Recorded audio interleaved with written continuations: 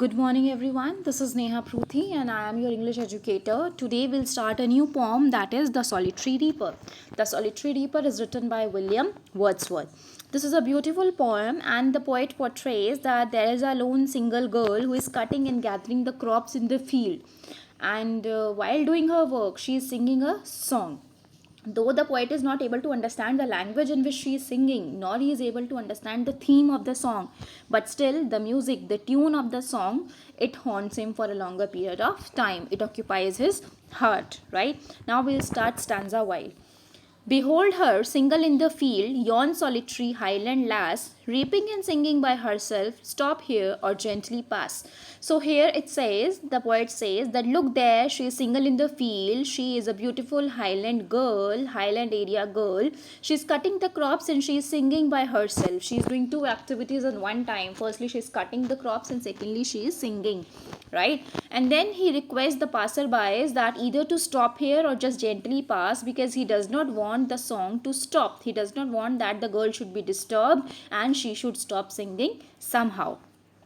Alone she cuts and binds the grain and sings a melancholy strain. Oh, listen, for the vale profound is overflowing with the sound. Now he says that she is alone in the field and she is the only one who is cutting the crops, and also she is binding the grains, and she, along with that, she is singing a sad song. Melancholy strain is a sad song. She is singing with it.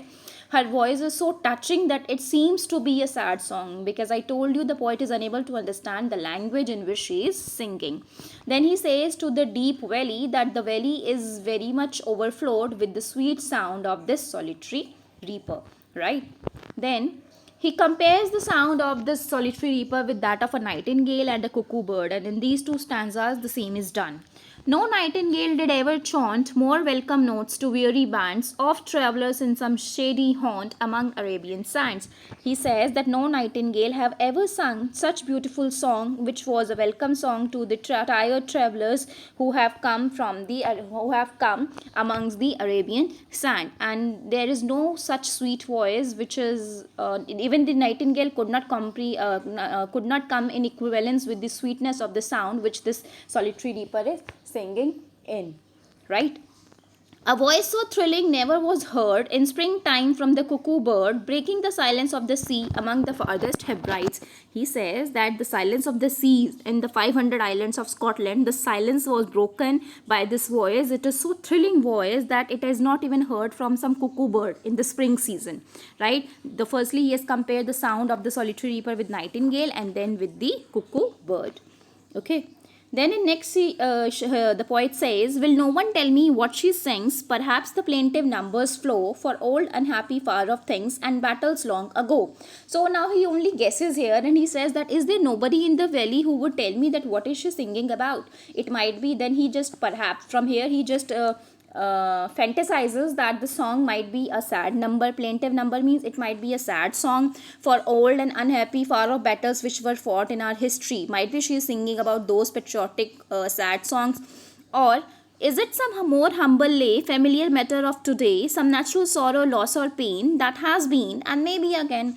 So he says, now it may be some, or it might be, firstly he says the theme could be some far off battles which were fought in the history, or it is a humble song which is some matter of day-to-day life, or there might be some problems in the life of this girl, and there were problems and there are still some problems to come about which she is singing. There might be some natural sorrow, some pain or some loss which she has encountered or which she might encounter again in the future. So she is singing about that. Whatever the theme the maiden sang, as if her song could have no ending, I saw her singing at her work and over the sickle bending. So he says, whatever the theme this young beautiful girl is singing, whatever the song she is singing, I feel that it has no ending. And as she is working in the field, along with that she is singing and she is bending over the sickle. Sickle is the tool from which she cuts the crops. So she is bending over the sickle, she is cutting the crops, and along with that she is performing some another activity. Besides that, she is doing singing. She is just singing, right? I listened motionless and still, and as I mounted up the hill, the music in my heart I bore long after it was heard no more. And he says, the poet says, I have listened this song very much still, motionless. I was unable to move. I was so mesmerized by the sweet melodious sound that I was still there. And as I climbed up the hill, the music in my heart I carried, but it was heard no more. I could not hear the song more, but I carried the music in my heart, and it was there for me, with me forever throughout my life. Thank you.